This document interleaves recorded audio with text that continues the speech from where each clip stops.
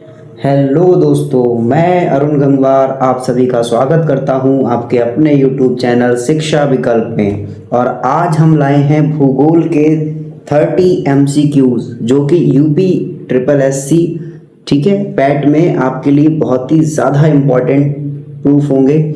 Second चीज़, आज की जो वीडियो है इसमें मैंने MCQs ऐड किए हैं और MCQs के साथ साथ बहुत सारा डेटा भी यूज़ किया है जो बार बार रिपीट होकर एग्जाम्स में आता हुआ है।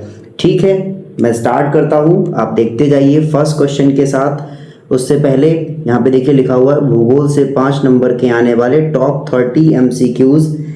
दोस्तों, ऐसी ही प्रैक्टिस के लिए हमारा यूट्यूब चैनल शिक्षा विकल्प को एक बार सब्सक्राइब जरूर करें। चलिए आगे बढ़ते हैं, देखते हैं। सबसे पहले किसी भी चीज़ को पढ़ने से पहले हमें टॉपिक्स के बारे में पता होना चाहिए, वरना पता लगे पढ़ तो बहुत लिया लेकिन टॉपिक क्लियर ही नहीं है।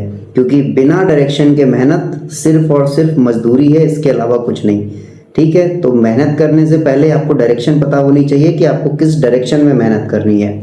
चलिए स्टार्ट करते हैं। तो देखिए, सबसे पहले जो हमारे भूगोल के टॉपिक हैं वो हमारे पैट एग्जाम के लिए वो कौन कौन से हैं। तो सबसे पहला टॉपिक है भारत एवं विश्व की भौतिक भूगोल, जो भी भारत और विश्व का भौतिक भूगोल है उसके बारे में। फिर सेकंड है नदियाँ और नदियों की घाटियाँ, भूजल संसाधन, पर्वत, पहाड़ियाँ तथा हिमनद, मरुस्थल और शुष्क क्षेत्र, वन, भारत के खनिज संसाधन, भारत एवं विश्व का राजनीतिक भूगोल, जलवायु और मौसम, टाइम जोन, जनसांख्यिकी, परिवर्तन एवं प्रयास। ये तो सारे टॉपिक्स हैं हमारे, और हमारे जो MCQs और जो डेटा है वो इसी के रिगार्डिंग है, इसी के आसपास घूमता हुआ है, जो आपको बार बार एग्जाम्स में पूछा जाता है और बार बार एग्जाम में आपको मिलेगा। जैसे मैं आपको क्वेश्चन के साथ साथ बहुत सारा डेटा एक्स्ट्रा बताऊंगा जिससे आप एक ही वीडियो में बहुत सारी चीज़ों को कवर कर सकें। जैसे हमारा पहला क्वेश्चन है, निम्नलिखित में से कौन सी भारत की सबसे पुरानी पर्वत श्रृंखला है। तो आपके पास 4 ऑप्शन है, हिमालय, अरावली, विंध्य और सतपुड़ा। तो जैसा कि आप जानते हैं सबसे पुरानी पर्वत श्रृंखला कौन सी है, अरावली। अब अरावली के बारे में इंपॉर्टेंट चीज़ें क्या है वो देख लीजिए। तो जैसे अगर मैं बात करूं अरावली की, तो अरावली कहाँ है, तो अरावली की जो स्थिति है वो पड़ती है राजस्थान में, यानी कि अरावली कहाँ है, राजस्थान में। सेकंड इंपॉर्टेंट पॉइंट, अरावली की जो सबसे ऊंची चोटी है पूछ ली जाती है वो कौन सी है, तो याद रखना है आपको, वो है गुरु शिखर। जो अरावली पर्वत है उसकी सबसे ऊंची चोटी जो है वो है गुरु शिखर, और ये कहाँ पे है, तो ये पड़ती है माउंट आबू, राजस्थान। ये है माउंट आबू, राजस्थान। साथ ही साथ आपको याद रखना है इसकी जो हाइट है वो कितनी है, एग्जाम में कई बार पूछी गई है।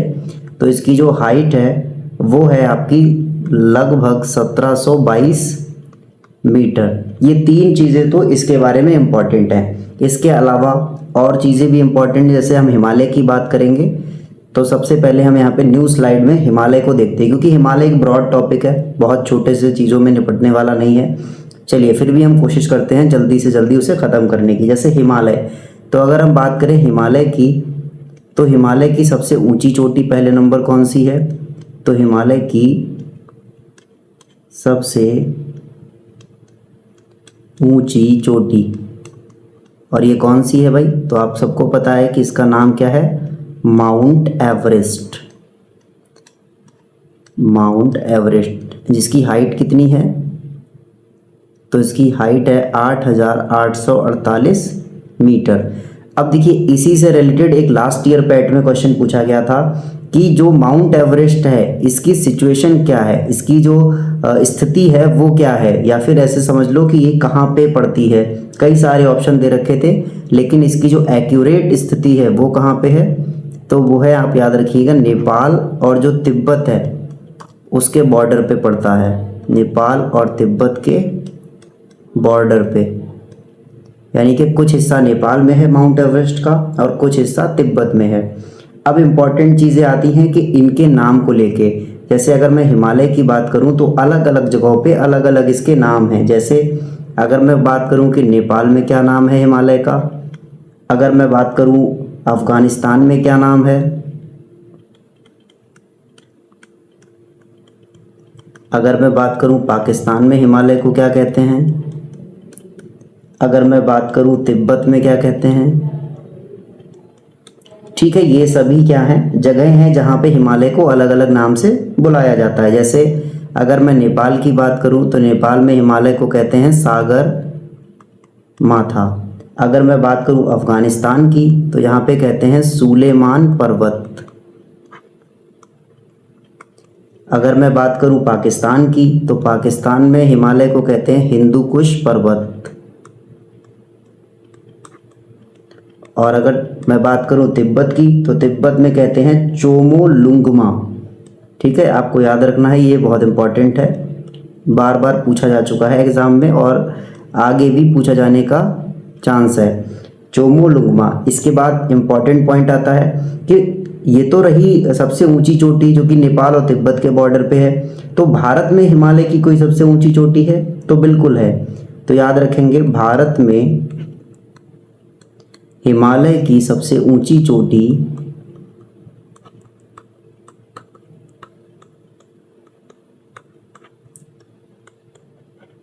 कौन सी है भाई, बताइए, और कहाँ है? तो आप याद रखेंगे कंचनजंगा है, कंचनजंगा है। और ये कहाँ पड़ती है? तो ये पड़ती है सिक्किम में। ठीक है, जो सिक्किम का एरिया है वहाँ पे पड़ती है। चलिए बैक टू स्लाइड आते हैं। अब देखिए यहाँ पे क्या है हमारे पास, अरावली हो गया, हिमालय हो गया, अब रहेगी विंध्य और सतपुड़ा। तो विंध्य की जो सबसे ऊंची चोटी है वो भी इम्पॉर्टेंट है, याद रखना, इसीलिए स्पेस छोड़ा हुआ है यहाँ पे। देखिए वो है सद्भावना, ये जो है विंध्य की सबसे ऊंची चोटी है, नाम है सद्भावना। कितनी हाइट है इसकी? तो 752 मीटर। ऐसे ही अगर मैं बात करूं सतपुड़ा हिल्स की तो सतपुड़ा की सबसे ऊंची चोटी जो है वो है धूपगढ़ी, धूपगढ़ी, और कितनी है? 350 मीटर। इसके साथ एक और इम्पॉर्टेंट है जो कि कई बार पूछा गया है, वो है नीलगिरी। तो आप याद रखेंगे जो नीलगिरी है, नीलगिरी की सबसे ऊंची चोटी कौन सी है? तो नीलगिरी की जो सबसे ऊंची चोटी है उसकी हाइट तो नहीं पूछी जाती, पर पूछी जाती है तो आपको याद रखना है डोडा बेटा।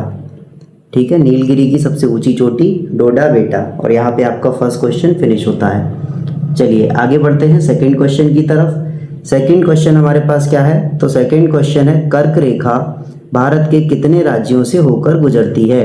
तो देखिए कर्क रेखा भारत के कितने राज्यों से होकर गुजरती है? तो सभी को पता है कि कर्क रेखा भारत के 8 राज्यों से होकर गुजरती है। ये तो पुराना क्वेश्चन हो गया जो कि बहुत कम पूछे जाने के चांस हैं, लेकिन इससे बनने वाले क्वेश्चन जो इम्पोर्टेंट है वो क्या है?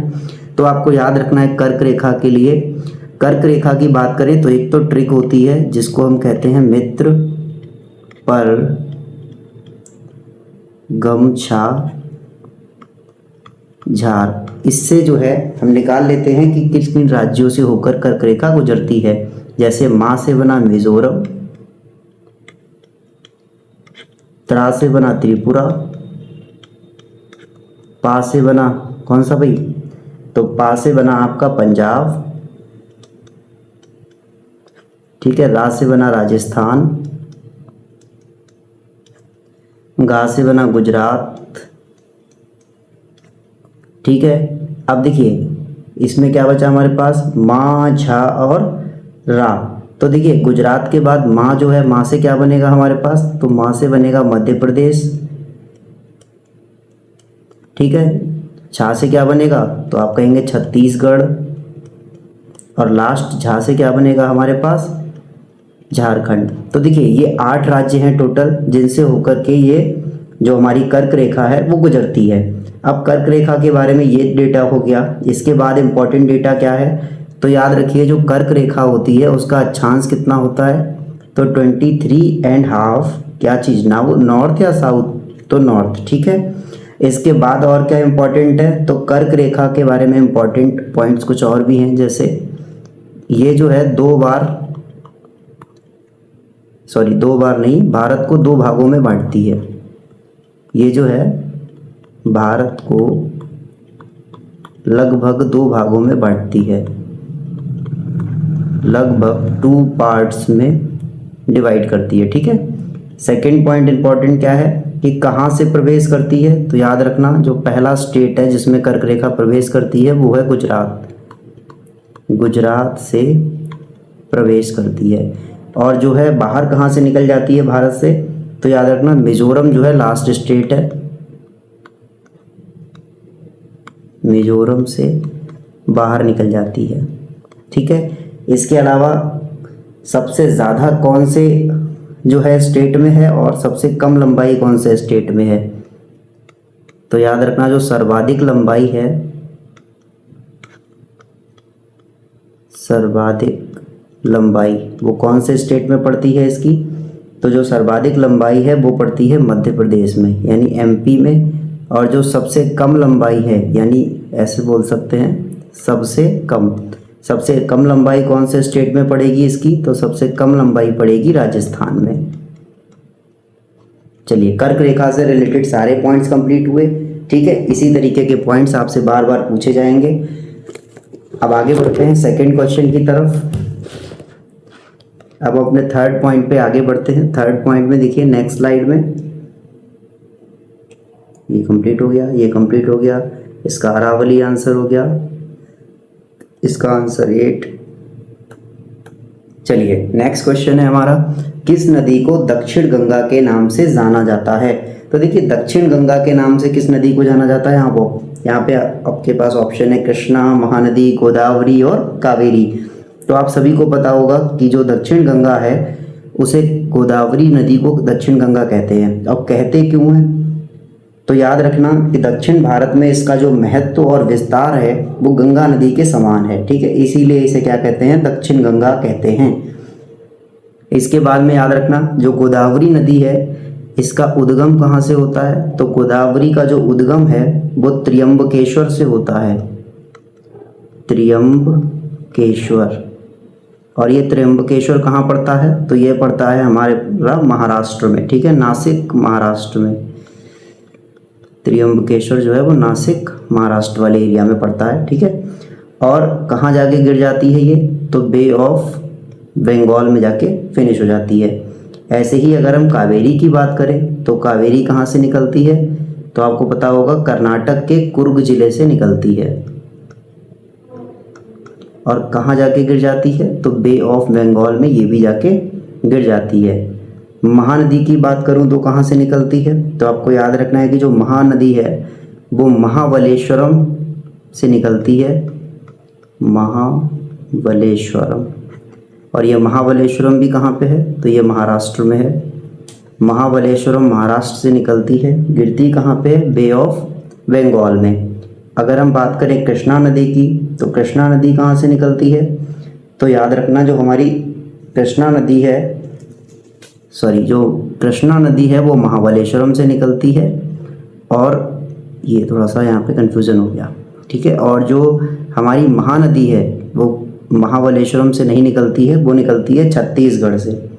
ठीक है, छत्तीसगढ़ के सिहावा से जो महानदी है वो निकलती है छत्तीसगढ़ के सिहावा से, और गिरती कहाँ है, तो बे ऑफ बंगाल में फाइनली गिर जाती है। ठीक है, फिर से एक बार सुन लीजिए, कावेरी नदी कर्नाटक के कुर्ग से निकलती है, बे ऑफ बंगाल में गिर जाती है। गोदावरी त्र्यंबकेश्वर नासिक महाराष्ट्र से निकलती है, बे ऑफ बंगाल में गिर जाती है।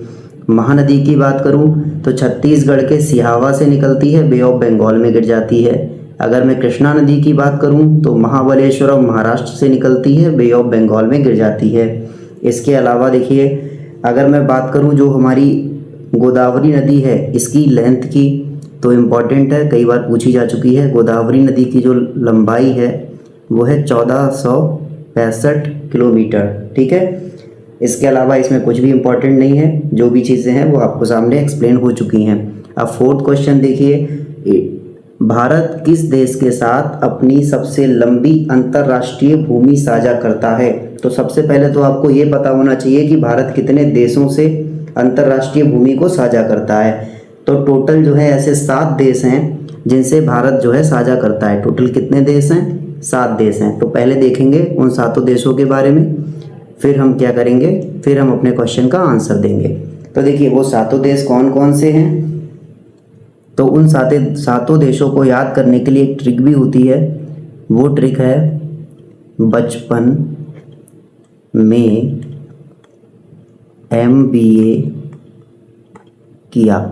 ठीक है, बा से क्या बना हमारे पास, बा से बना बांग्लादेश, पहला देश। दूसरा देश कौन सा है, चीन। तीसरा देश कौन सा है, पाकिस्तान। चौथा देश कौन सा है, नेपाल। पांचवा देश कौन सा है, तो आपको याद रखना है म्यांमार या बर्मा भी कह देते हैं इसको। छठा देश कौन सा है हमारे पास, तो छठा देश है हमारे पास भूटान। सातवां देश हमारे पास कौन सा है, तो सातवां है अफगानिस्तान।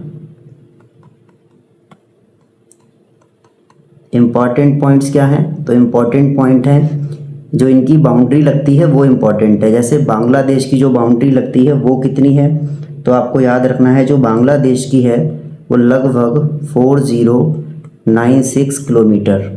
जो चीन की है वो आप 3400 के आसपास याद रखिए, होती है 3488 किलोमीटर। जो पाकिस्तान की बाउंड्री है वो है 3323 किलोमीटर। जो नेपाल की है वो है 1751 किलोमीटर, 1751। ठीक है, जो म्यांमार की है वो है 1643 किलोमीटर। जो भूटान की है वो है 669 किलोमीटर। और जो अफ़गानिस्तान की है या तो 106 किलोमीटर दे रखा होगा या फिर 107 किलोमीटर दे रखा होगा। ठीक है, तो आप एक्यूरेट देख सकते हो कि सबसे ज़्यादा कौन सी वैल्यू है ये और सबसे कम कौन सी वैल्यू है इसकी। तो मैं कह सकता हूँ कि जो सबसे बड़ी बाउंड्री है वो बांग्लादेश के साथ साझा होती है और जो सबसे छोटी बाउंड्री है वो अफ़गानिस्तान के साथ। तो देखिए बताइए आंसर क्या होगा, भारत किस देश के साथ अपनी सबसे लंबी अंतर्राष्ट्रीय भूमि साझा करता है। तो अभी हमने देखा कि किसके साथ करेगा, बांग्लादेश के साथ। तो सही आंसर हो जाएगा हमारा बांग्लादेश। चलिए नेक्स्ट पे आगे बढ़ते हैं। नेक्स्ट क्वेश्चन है गुरु शिखर चोटी कहाँ स्थित है। अभी हमने देखा था जब हमने अरावली के बारे में पढ़ा था। ठीक है, अरावली की सबसे ऊंची चोटी कौन सी थी, गुरु शिखर थी। और अरावली था कहाँ पे, राजस्थान में था। तो हमारा सही आंसर क्या हो जाएगा, राजस्थान हो जाएगा। नेक्स्ट क्वेश्चन, निम्नलिखित में से किस राज्य की भारत में सबसे लंबी तट रेखा है। अब तट रेखा का मतलब है कोस्ट लाइन। जैसे अगर हम बात करें भारत की तो ये वाला जो हिस्सा है, ये जो आपको दिख रहा है ये वाला हिस्सा, ये पूरा कैसा कहलाएगा, ये कोस्ट लाइन वाला हिस्सा कहलाता है।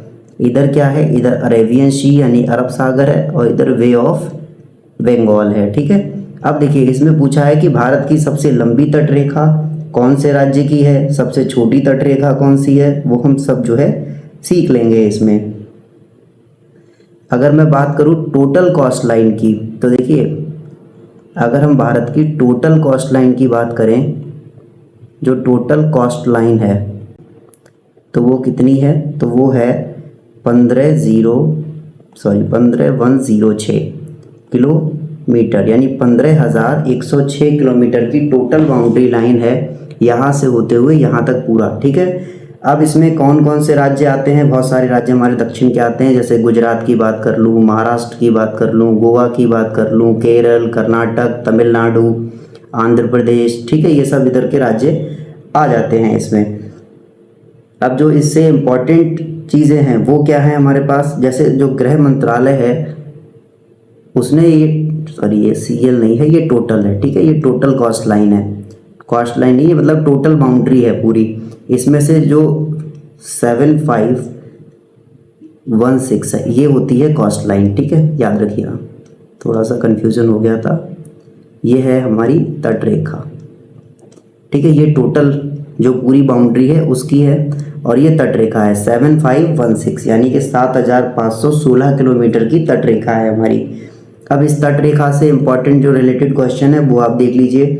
जैसे अगर मैं पूछूं सबसे बड़ी तट रेखा कौन से राज्य से लगती है, सबसे छोटी तट रेखा कौन सी राज्य से लगती है, वो सारे क्वेश्चन। जैसे पहला क्वेश्चन है हमारा, सबसे बड़ी स्थलीय सीमा किससे लगती है, सबसे बड़ी स्थलीय सीमा साझा करने वाला राज्य। भाई कौन सा ऐसा राज्य है जिससे ज़मीन वाली बाउंड्री सबसे ज़्यादा लगती है? तो हमारा आंसर क्या हो जाएगा? राजस्थान।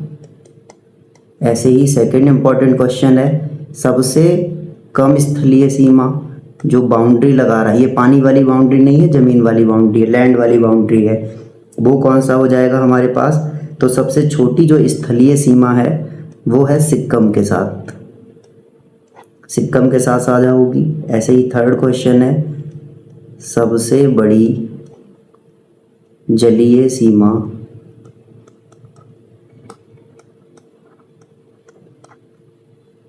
साझा करने वाला राज्य, साझा करने वाला राज्य। देखिए अगर सबसे बड़ी जलीय सीमा साझा करने वाले राज्य की बात करूं तो नंबर 1 पे हमारे पास आता है गुजरात। लेकिन कभी कभी नंबर 1 के बाद ये भी पूछ लिया जाता है कि सेकंड कौन सा राज्य है जो सबसे बड़ी स्थलीय सीमा साझा करता है। तो आपको याद रखना है सेकंड नंबर पे आता है हमारे पास आंध्र प्रदेश। ठीक है, यानी कि सबसे बड़ी कोस्ट लाइन गुजरात की है और दूसरे नंबर पे किसकी है? आंध्र प्रदेश की। ऐसे ही अगर पूछा जाए कि सबसे छोटी जो है जलीय सीमा किसके साथ है, तो सबसे छोटी जलीय सीमा किस राज्य के साथ है भाई? तो याद रखना गोवा के साथ। ठीक है, यहाँ पे ये क्वेश्चन आपका कंप्लीट हो गया। एक बार फिर से रिवाइज करा दे रहा हूँ। देखिए क्वेश्चन है, निम्न में से किस राज्य की भारत से सबसे लंबी तट सीमा है? तट सीमा का मतलब जो कोस्ट लाइन है वो, यानी कि ये पानी वाली बाउंड्री।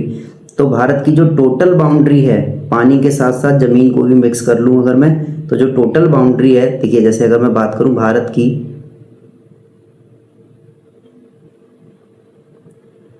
तो ये हमारा भारत है कुछ,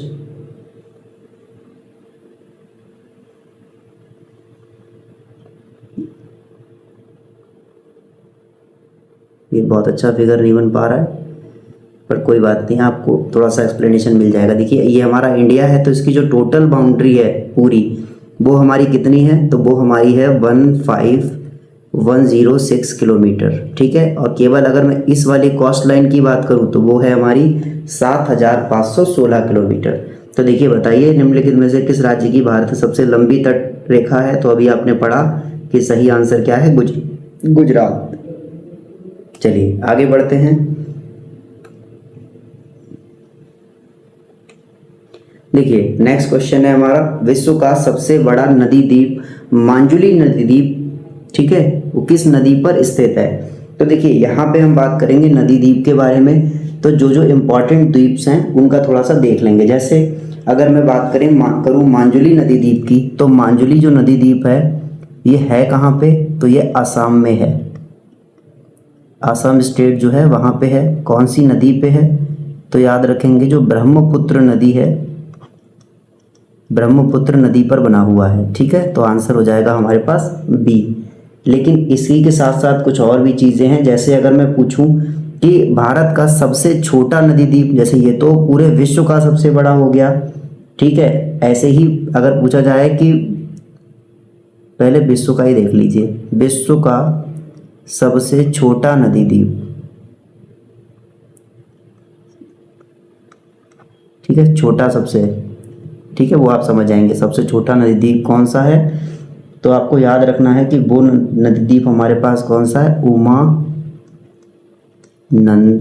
नदी द्वीप। ठीक है, और ये भी कहाँ है? तो ये भी बना हुआ है ब्रह्मपुत्र नदी, जगह क्या है इसकी? असम। ठीक है, दोनों सेम ही प्लेस पे हैं। इसके बाद याद रखेंगे हम यहाँ पे ही हमारे पास, जैसे कि याद दिया हुआ है गंगा, थोड़ा सा नदी के बारे में हम डिस्कस कर लेंगे।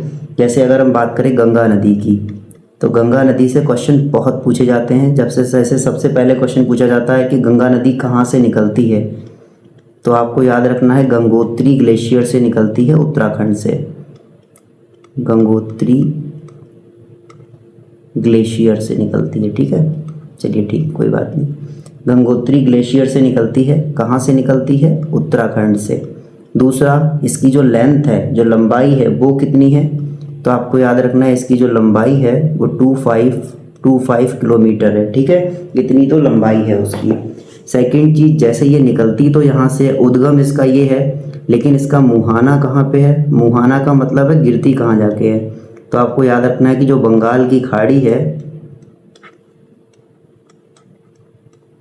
जिसे हम बोलते हैं बे ऑफ बंगाल, तो बे ऑफ बंगाल में जाके गिर जाती है, ठीक है।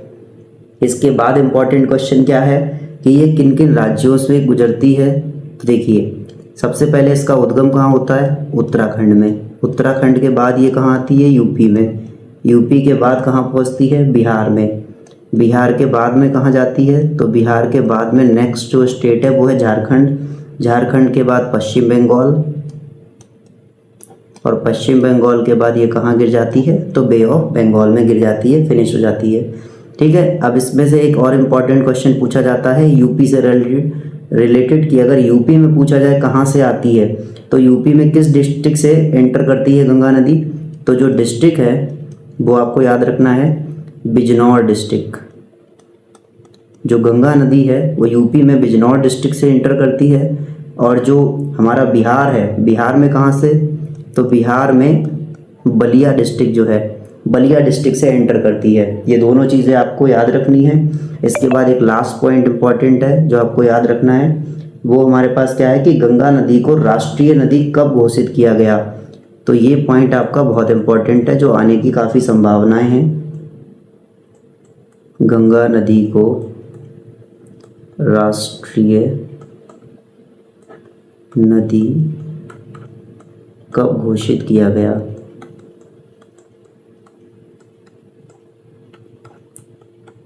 तो भाई बताइए इसका सही जवाब क्या होगा? तो इसका सही जवाब है 4 नवंबर 2008, यानी कि 4 नवंबर 2008 को, ठीक है, इसको नेशनल रिवर घोषित किया गया था। चलिए आगे बढ़ते हैं नेक्स्ट क्वेश्चन की तरफ। नेक्स्ट क्वेश्चन है हमारा क्वेश्चन नंबर 8।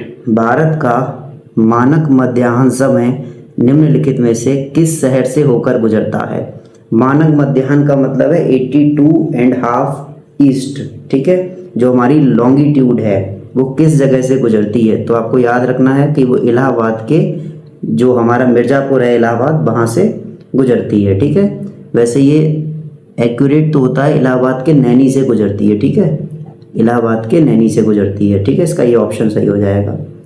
नेक्स्ट क्वेश्चन की तरफ आगे बढ़ते हैं। नेक्स्ट क्वेश्चन है हमारे पास क्वेश्चन नंबर 9। कौन सा चैनल अंडमान द्वीप समूह को निकोबार द्वीप समूह से अलग करता है? तो देखो, अंडमान को निकोबार से जो अलग करता है वो तो है 10 डिग्री चैनल, ठीक है, आपको याद रखना है। इसके अलावा जो बाकी चैनल हैं वो भी इम्पोर्टेंट हैं। जैसे तो अगर मैं 8 डिग्री की बात करूं तो ये किसे अलग करते हैं? तो 8 डिग्री अलग करता है मालदीव को, किससे अलग करेगा? मिनिकॉय से। मालदीव को मिनिकॉय से अलग करेगा। अगर 9 डिग्री की बात करूं तो ये मिनिकॉय को लक्षद्वीप से अलग करेगा। मिनिकॉय को लक्षद्वीप से अलग करेगा, ठीक है। अगर मैं 10 डिग्री की बात करूं तो अभी आपने ऊपर देख ही लिया है कि ये किससे करेगा? अंडमान को किससे अलग करेगा भाई? निकोबार से अलग करेगा, ठीक है। अगर मैं पाक जल डमरू मध्य की बात करूं तो ये किसे अलग करता है? तो जो हमारे पास पाक जल डमरू मध्य है ये एक्चुअल में तो भारत और श्रीलंका को अलग करता है। भारत और श्रीलंका को। और अगर जो है दूसरे टर्म्स में पूछा जाए तो ये बे ऑफ बंगाल को मन्नार की खाड़ी से जोड़ता है। बे ऑफ बंगाल को मन्नार की खाड़ी से जोड़ता है, ठीक है। आप याद रखिएगा दोनों पॉइंट्स। अगर ये भारत और श्रीलंका दे रखा हो ऑप्शन में तो ये लगाइए, अगर नहीं दे रखा हो तो पाक जल डमरू मध्य जोड़ता है किसे किसे? बे ऑफ बंगाल को मन्नार की खाड़ी से। आप दोनों क्वेश्चन को ध्यान रखेंगे। चलिए नेक्स्ट पार्ट हमारा, नेक्स्ट क्वेश्चन है, sorry, in which state in the Chilka lake. अच्छा, the largest brackish water lake in India located. भारत की सबसे बड़ी खारे पानी की झील चिल्का झील किस राज्य में स्थित है? तो देखिए चिल्का झील ऐसे याद रखिए, चिल्का चिल्का मतलब चील, ठीक है। और चील का काम क्या होता है? उड़ना भाई, ठीक है। चील का काम क्या होता है? उड़ना। तो चील जब उड़ेगी तो उड़ने से मतलब है उड़ीसा, ठीक है। ये आपका ऑप्शन बिल्कुल ठीक हो जाएगा। अब इसके बारे में समझ लीजिए थोड़ा सा। चलिए अब अगर हम बात करेंगे इनकी, तो इनमें से कुछ इंपॉर्टेंट पॉइंट्स हैं हमारे पास। जैसे अगर पूछा जाए भारत की सबसे बड़ी खारे पानी की झील, तो चिल्का हो गई। लेकिन अगर पूछी जाए मीठे पानी की झील फिर, तो देखिए इंपॉर्टेंट पॉइंट्स हैं। पहला, भारत की सबसे बड़ी खारे पानी की झील,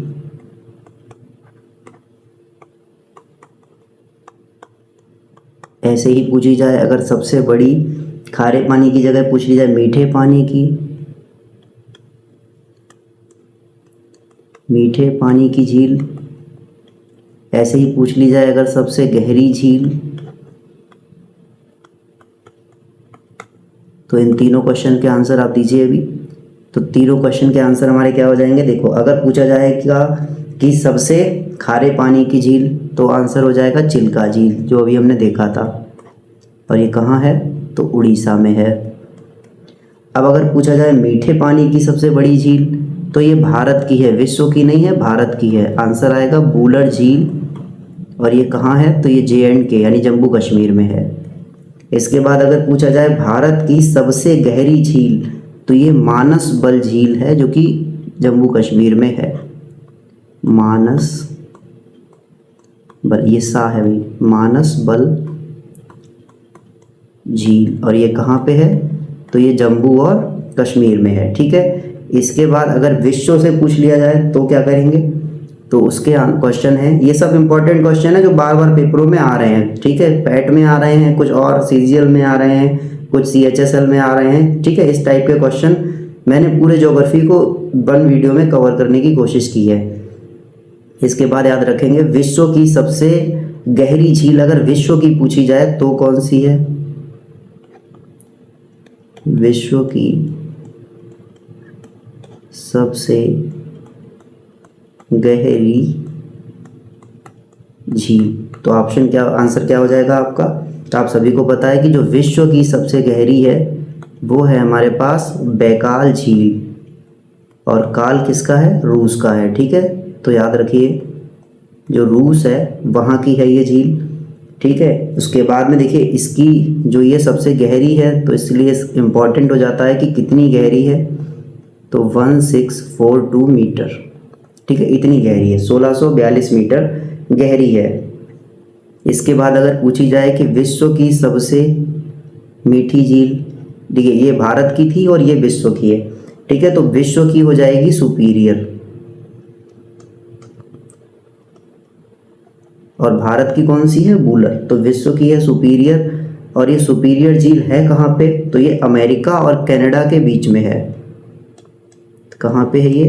तो ये अमेरिका प्लस कनाडा, यानी कि अमेरिका और कनाडा के बीच में है। इसके बाद देखिए अगर पूछी जाए विश्व की सबसे बड़ी खारे पानी की झील कौन सी है, तो विश्व की सबसे बड़ी खारे पानी की झील कौन सी हो जाएगी भाई? तो वो है कैस्पियन सागर।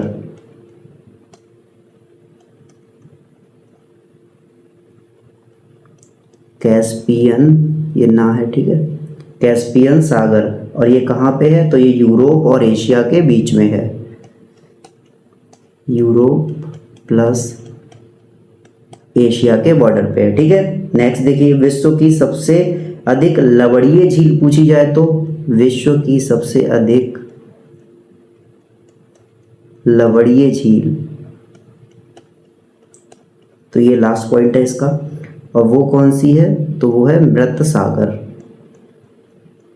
लास्ट टाइम पूछा गया था कि मृत सागर जो है वो कहाँ पे है, तो आपको याद रखना है इजराइल और जॉर्डन के बीच में है ये।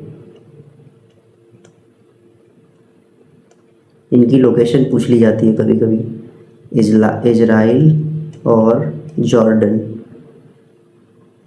यहाँ पे लिख दे रहा हूँ, दिख नहीं रहा होगा, इजराइल और जॉर्डन के बीच, ठीक है, इजराइल और जॉर्डन के बीच में है। चलिए एक बार फिर से रिवाइज करा दूं। अगर पूछा जाए भारत की सबसे बड़ी खारे पानी की झील, चिल्का झील उड़ीसा, मीठे पानी की वुलर झील जम्मू कश्मीर, गहरी झील मानसबल झील जम्मू कश्मीर। अगर विश्व की पूछ ले तो विश्व की सबसे बड़ी गहरी झील बैकाल झील जो कि रूस में है 1642 मीटर। अगर पूछ लिया जाए मीठी झील सुपीरियर अमेरिका और कनाडा के बीच में है। खारे पानी की विश्व की तो कैस्पियन सागर जो कि यूरोप और एशिया के बीच में है। लवणीय झील मृत सागर है जो कि इजराइल और जॉर्डन के बॉर्डर पे है। चलिए नेक्स्ट क्वेश्चन की तरफ मूव करते हैं। देखिए नेक्स्ट क्वेश्चन है हमारा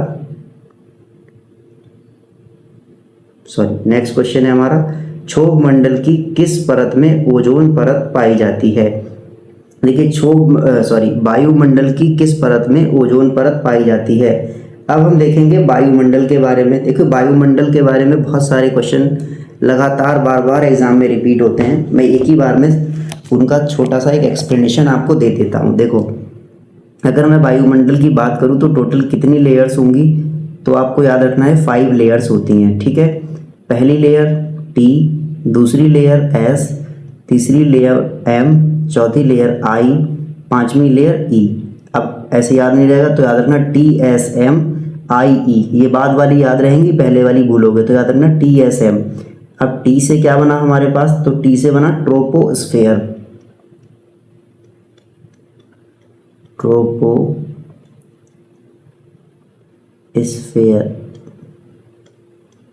ठीक है। S से बात करें तो S से बना हमारे पास स्ट्रेटोस्फेयर, M से बना मीजोस्फेयर। इनके नाम बहुत पूछे जाते हैं और हिंदी वाले नहीं पूछे जाते हैं, यही इंग्लिश वाले पूछे जाएंगे। क्षोभ मंडल समताप मंडल नहीं पूछेंगे, वो ट्रेटोस्फेयर, स्ट्रेटोस्फेयर, मीजोस्फेयर, आयनोस्फेयर।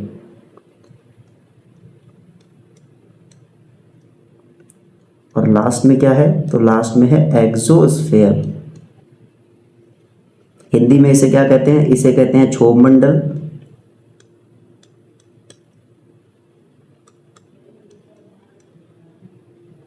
ठीक है। इसे कहते हैं समताप मंडल, इसे कहते हैं मध्य मंडल, इसे कहते हैं आयन मंडल, इसे कहते हैं बाह्य मंडल।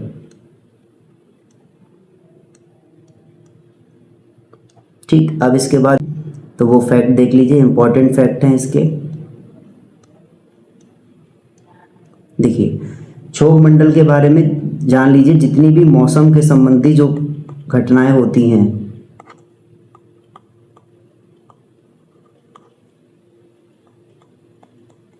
जैसे अगर पूछ ले कि बारिश, बादल का चमकना, बिजली का चमकना, ठीक है, बादल का गड़गड़ाना, ये सब कौन से मंडल की घटनाएं हैं, तो क्षोभ मंडल, यानी मौसम संबंधी जितनी भी बातें हैं वो सब क्षोभ मंडल। समताप मंडल में क्या रहता है, तो समताप मंडल की जो निचली लेयर है, मतलब समताप मंडल का जो बिल्कुल नीचे वाला हिस्सा है, वहाँ पे क्या पाया जाता है, एक्चुअल में ये क्षोभ मंडल का बिल्कुल निचला और समताप मंडल के ऊपरी वाले हिस्से पे पाई जाती है ओजोन लेयर। ओजोन परत कहते हैं इसे। इसका जो फॉर्मूला है वो बहुत इंपॉर्टेंट है। ओजोन का जो फॉर्मूला होता है वो होता है O3, ठीक है। O3 से रिप्रेजेंट करते हैं इसको, जो बहुत बार पूछा गया है। इसके अलावा जो हवाई जहाज़ वगैरह हमारे हैं वो सब इसी में रहते हैं, वो सब इसी में उड़ते हैं, ठीक है। मध्य मंडल की बात करूँ तो इसमें और क्या ज़्यादा होता है, तो आपको याद रखना है कि जो घर्षण होता है, फ्रिक्शन होता है, जो घर्षण होता है वो बहुत होता है,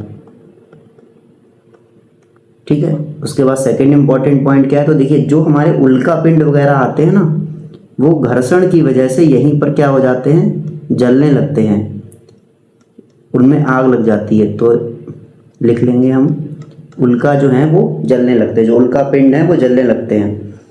डायरेक्ट क्वेश्चन पूछा जाएगा कि घर्षण कौन सी परत में सबसे ज़्यादा होता है, आंसर होगा आपका मीजोस्फेयर, ठीक है, मध्य मंडल में। आयन के नाम से ही पता लग रहा है, आयन जैसा कुछ, यानी कि तरंगों जैसा कुछ चल रहा है, तो यहाँ पे रेडियो तरंगों, जैसे हम टीवी देखते हैं, रेडियो सुनते हैं, वो सब जो उनकी किरणें ट्रांसमिट होती हैं वो कौन से मंडल से, आयन मंडल से। तो याद रखना रेडियो तरंगों के संचार में, ठीक है, ये हमारा काम आता है। इसके बाद जो बाह्य मंडल है, ये बाहर की परत है, इमेजिनरी परत होती है, इसका कोई खास मीनिंग नहीं है, ना इसका कोई यूज़ है, ना कभी पूछा जाएगा, ठीक है। अब थोड़ा सा इनकी हाइट और देख लीजिए कि कितने हाइट तक कौन सी मानी जाती है। तो जो हमारी TSO है, TSMIE,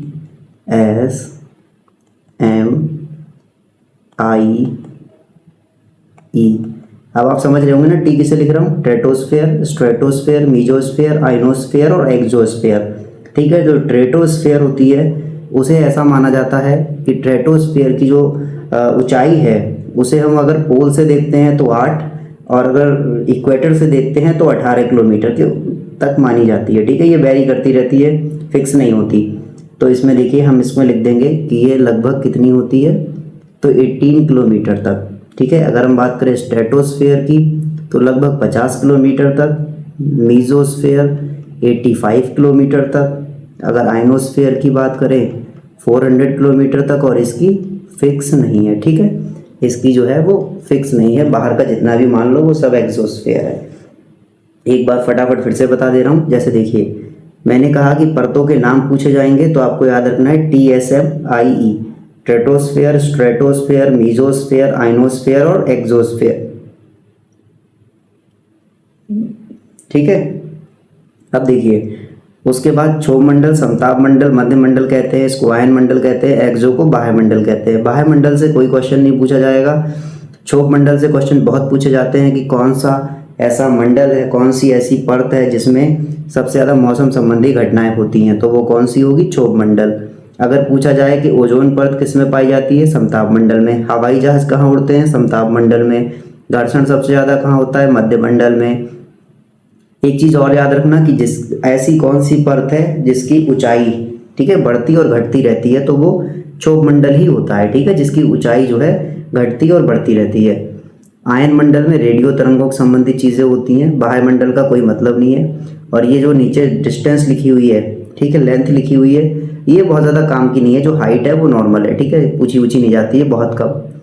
फिर भी एक आइडिया आपके माइंड में रहना चाहिए, बाई चांस कोई पूछ ही ले, क्योंकि पता नहीं है ना पेपर में क्या पूछ लें। वायुमंडल की किस परत में ओजोन परत पाई जाती है, तो अभी आपने देख लिया कि जो स्ट्रेटोस्फेयर होता है उसमें पाई जाती है। पृथ्वी की सबसे गहरा महासागरीय गर्त कौन सा है, तो देखो ये सबको पता होगा कि कौन सा सबसे गहरा होता है, मैरियाना जो ट्रेंच है हमारा, जो मैरियाना गर्त है वो सबसे गहरी है। अब क्वेश्चन है कि ये है कहाँ पे, तो आपको याद रखना है जो हमारा पश्चिमी प्रशांत महासागर है ये वहाँ पाई जाती है, पश्चिमी प्रशांत महासागर में ये पाई जाती है। अब इससे ही रिलेटेड एक और क्वेश्चन है कि ये तो सबसे गहरी गर्त हो गई, लेकिन इस गर्त का सबसे गहरा बिंदु कौन सा है। भाई ऐसे पूरी गर्त है, ट्रेंच है, तो इसका कोई सबसे गहरा बिंदु भी तो होगा, तो वो है चैलेंजर डीप।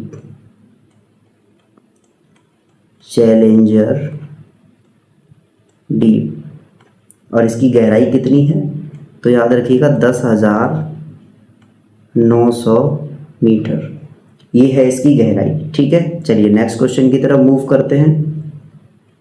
नेक्स्ट क्वेश्चन है हमारा, किस महाद्वीप को अंध महाद्वीप कहते हैं।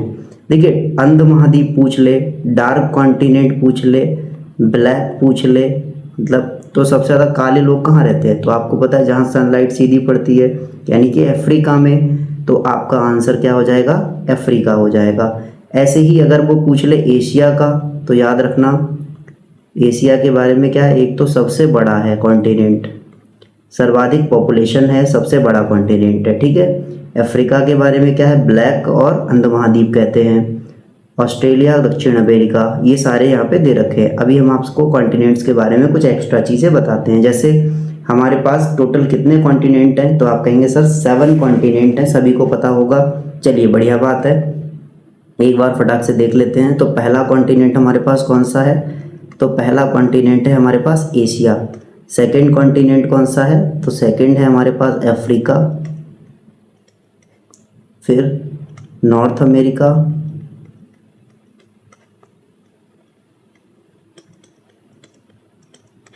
फिर साउथ अमेरिका,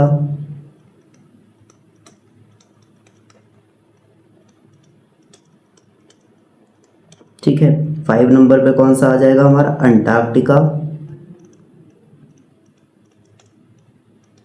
अंटार्कटिका। छठे नंबर पे कौन सा आ जाएगा हमारे पास? यूरोप। और 7वें नंबर पर कौन सा आ जाएगा हमारे पास?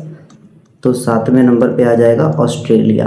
अब इनसे पूछे जाने वाले जो क्वेश्चन है जो बहुत बार रिपीट होके आए हैं, मैं सिर्फ वही क्वेश्चन की बात करूंगा।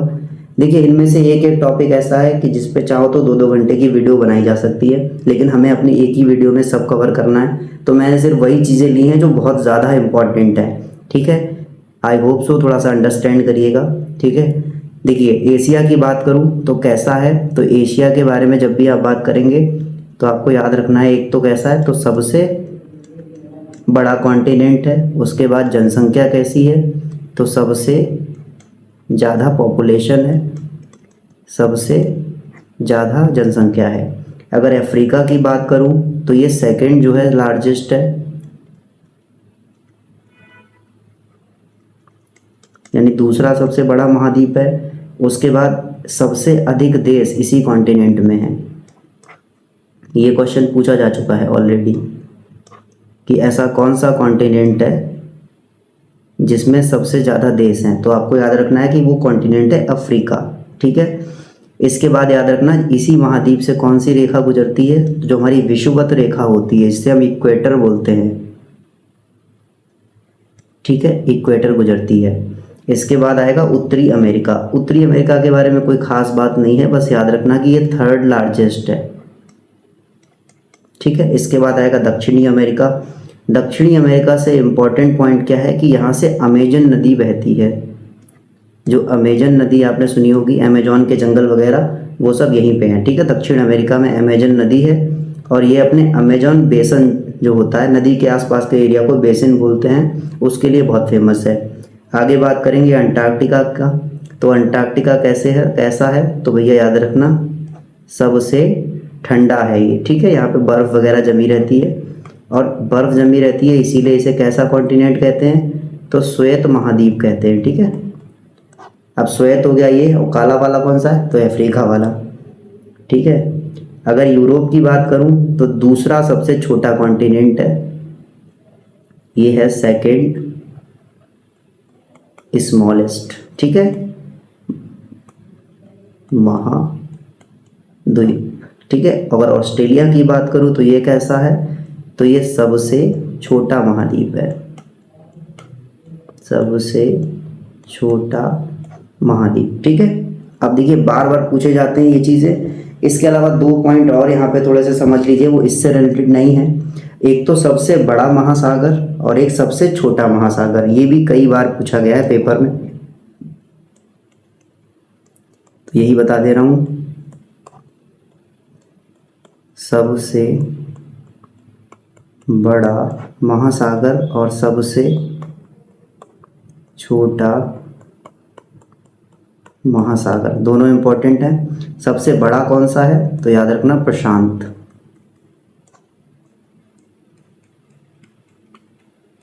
भूल जाओ तो ऐसे याद रखना, जो बड़ा होगा ना वो शांत रहेगा, जो बड़ा होगा वो शांत रहेगा। शांत का मतलब प्रशांत। और जो छोटा है वो कैसा है? तो आर्कटिक, ठीक है। सबसे छोटा सागर कौन सा है? आर्कटिक महासागर। और सबसे बड़ा सागर कौन सा है? प्रशांत महासागर। चलिए नेक्स्ट क्वेश्चन की तरफ मूव करते हैं, पहले लास्ट को देखेंगे। हाँ, सुएज नहर, अच्छा सॉरी, ये है कॉन्टिनेंट हो गया। अब नेक्स्ट क्वेश्चन है हमारा 14। सुएज नहर निम्नलिखित में से किन जल निकायों को जोड़ती है? तो आपको ऑप्शन दे रखे हैं यहाँ पे, भूमध्य सागर को लाल सागर से, अटलांटिक महासागर को प्रशांत महासागर से, बाल्टिक को उत्तरी सागर से, लाल सागर को अरब सागर से। तो देखिए यहाँ पे कुछ इंपॉर्टेंट पॉइंट है, वो भी समझ लीजिए। जैसे अगर मैं बात करूं तो छोटा सा क्वेश्चन है, अगर मैं सुएज नहर की बात करूं अगर मैं स्विच की बात करूं तो स्विच से याद रखना कि स्विच जो बंद करना है वो क्या हो गए, भूल गए। भू से मतलब भूमध्य सागर,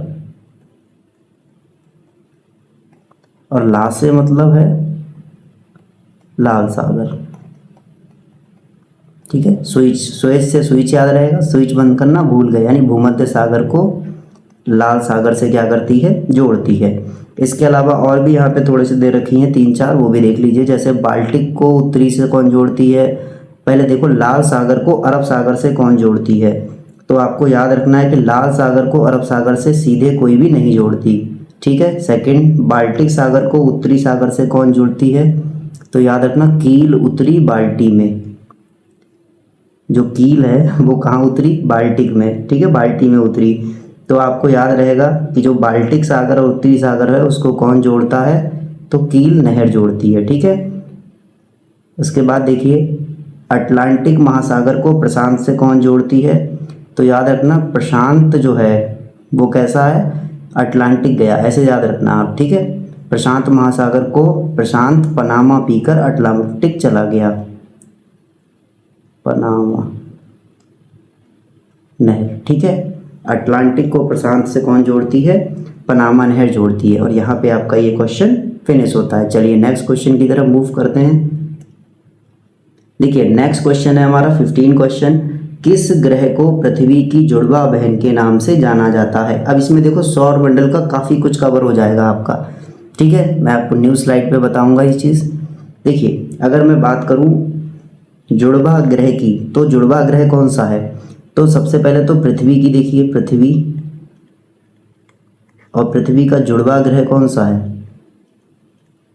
पृथ्वी का जुड़वा ग्रह या जुड़वा बहन कौन बोला जाएगा, शुक्र बोला जाएगा। ठीक है, ध्यान रखिएगा।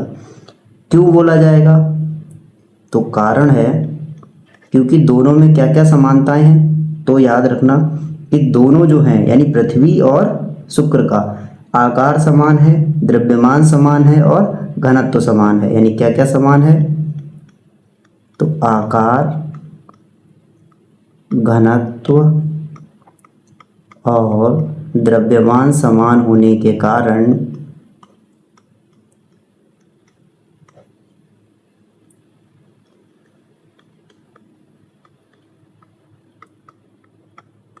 ठीक है, पृथ्वी को शुक्र की जुड़वा बहन या फिर शुक्र को पृथ्वी की जुड़वा बहन कहा जाता है। ठीक है, क्यों कहा जाता है, क्योंकि आकार, घनत्व और द्रव्यमान समान है।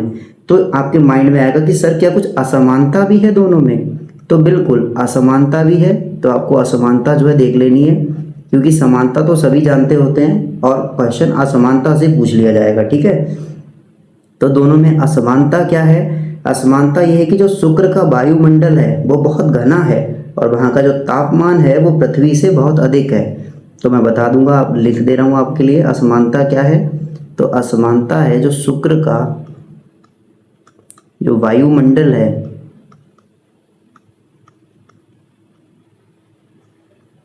बहुत घना है, यानी डेंसर है। ठीक है, बहुत घना है और वहाँ का तापमान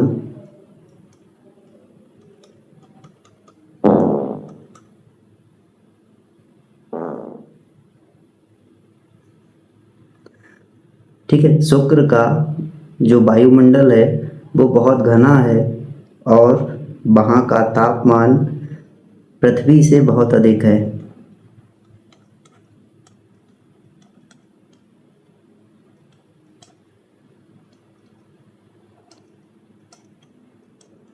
पृथ्वी से बहुत अधिक है। ठीक है, इसके बाद और इम्पोर्टेंट पॉइंट इसमें क्या है, तो और इम्पोर्टेंट पॉइंट है कि जो मतलब इस तरीके से पूछ लिया जाता है कि अगर सूरज से डिस्टेंस बढ़ते हुए बताएंगे तो कौन सा ग्रह कौन से नंबर पे आता है।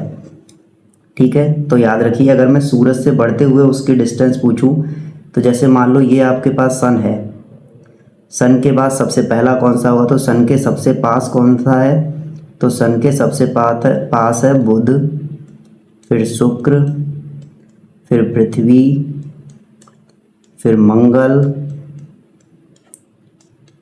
फिर बृहस्पति, फिर शनि,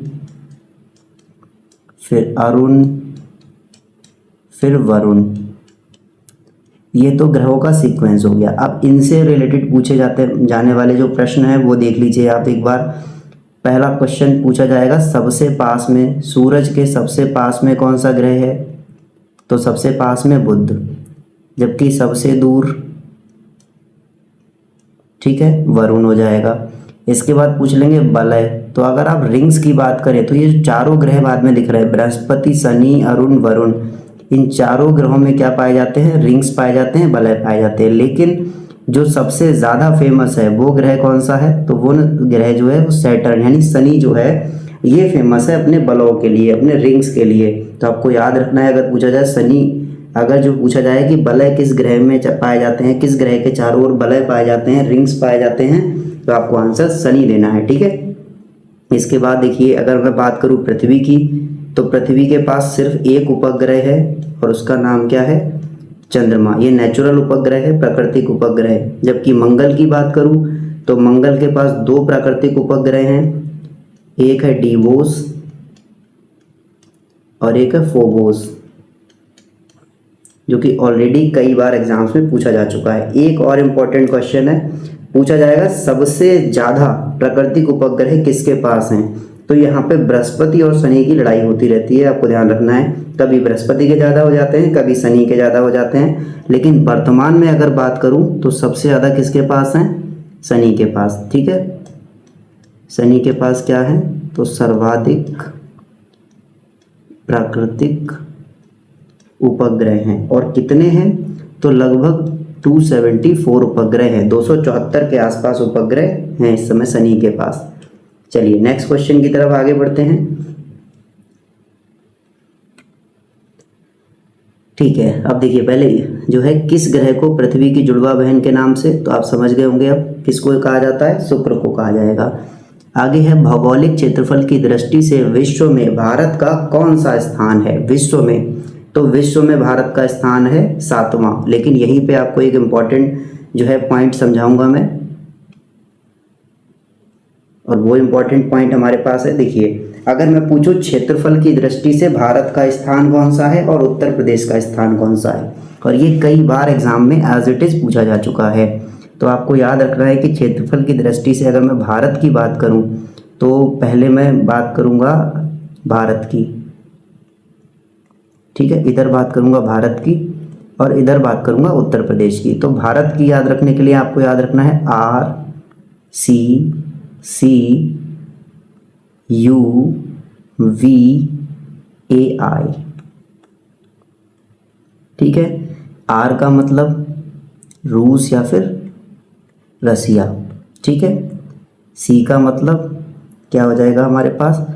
सी का मतलब कनाडा, ठीक है। रूस के बाद कनाडा, कनाडा के बाद चीन, चीन के बाद USA यानी अमेरिका, अमेरिका के बाद ब्राज़ील,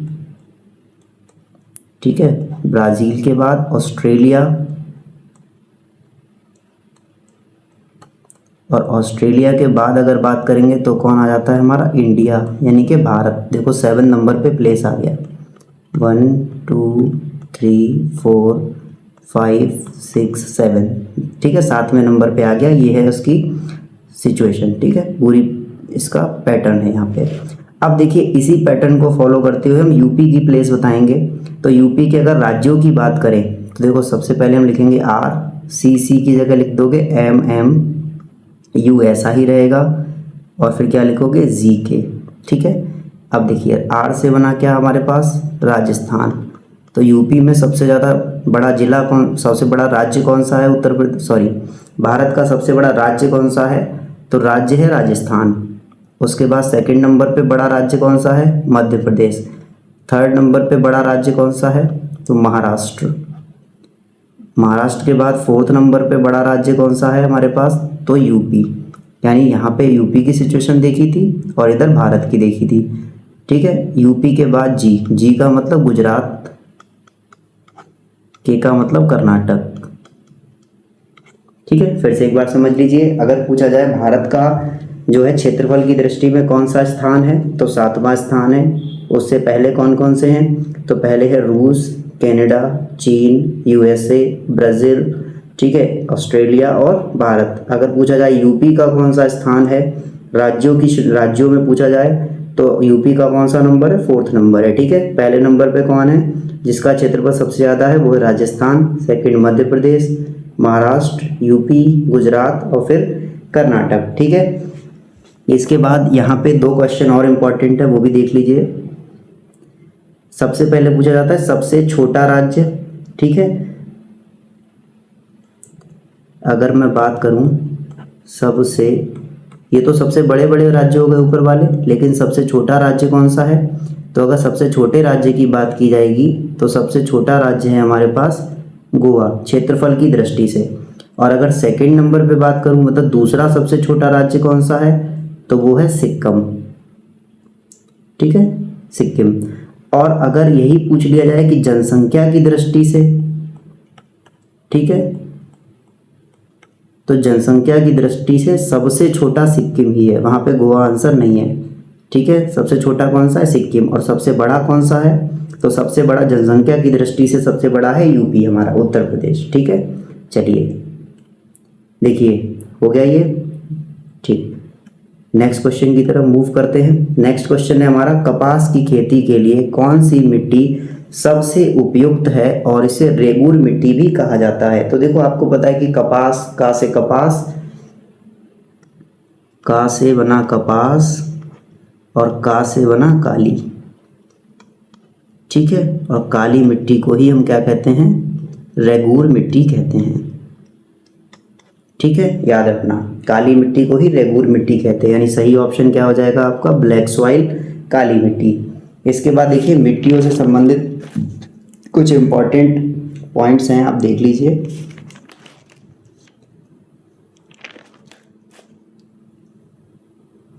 चलिए, इसके बाद देखिए, अगर मिट्टी की बात करूं, जो कि बार बार पूछे जाते हैं, तो मिट्टी से रिलेटेड पूछे जाते हैं कि देखो भैया, अगर हम मिट्टी की बात करें तो शायद लास्ट टाइम आया हुआ भी क्वेश्चन है। एक तो सबसे पहली बात तो सबसे ज़्यादा कौन सी मिट्टी पाई जाती है, तो सबसे ज़्यादा भारत में पाई जाती है जलोढ़ मिट्टी, इसको इंग्लिश में कहते हैं एलुवियल सॉइल। जलोढ़ मिट्टी के 2 हिस्से, 2 तरीके की होती है, एक होती है खादर और एक होती है बांगर।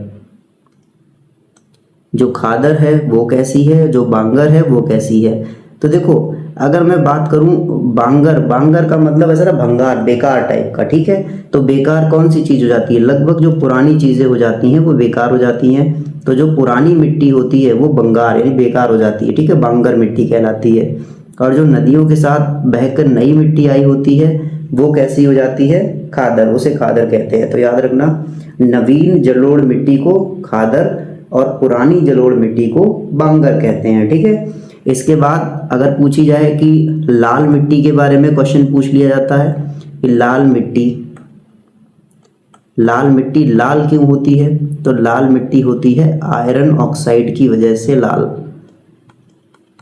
ठीक है। किसकी वजह से, आयरन ऑक्साइड की वजह से। कभी कभी फेरिक ऑक्साइड भी मिलता है, ठीक है, फेरस या फेरिक ऑक्साइड मिल जाता है, वो एक ही बात है, ठीक है।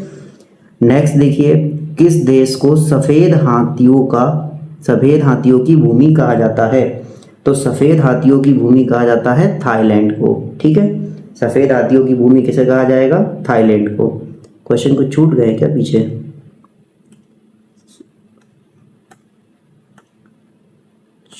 चलिए,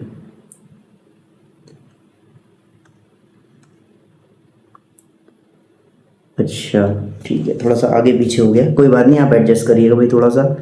देखिए, भारत में जो है पूछा गया, भारत का सबसे ऊंचा जलप्रपात कौन सा है, तो देखिए, अगर मैं भारत की बात करूं तो भारत में जो सबसे ऊंचा जलप्रपात है, जोग नहीं है, ठीक है, दूध सागर नहीं है, शिव समुद्रम नहीं है। सबसे बड़ा जलप्रपात कौन सा है, तो याद रखना है कुंचिकल जलप्रपात है। और ये कहाँ पे पाया जाता है, तो ये हमारा जो है कर्नाटक में जो बराही नदी है वहाँ पे पाया जाता है। कुछ इंपॉर्टेंट है, मैं बता दे रहा हूँ आपको। देखिए, जैसे अगर मैं पहले ही बात करूँ तो सबसे पहला जो इम्पोर्टेंट है वो कौन सा है, तो वो इम्पोर्टेंट है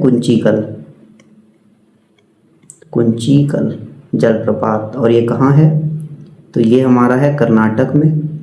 किस नदी पर है, तो ये बराही नदी जो है उस पर है, बराही नदी।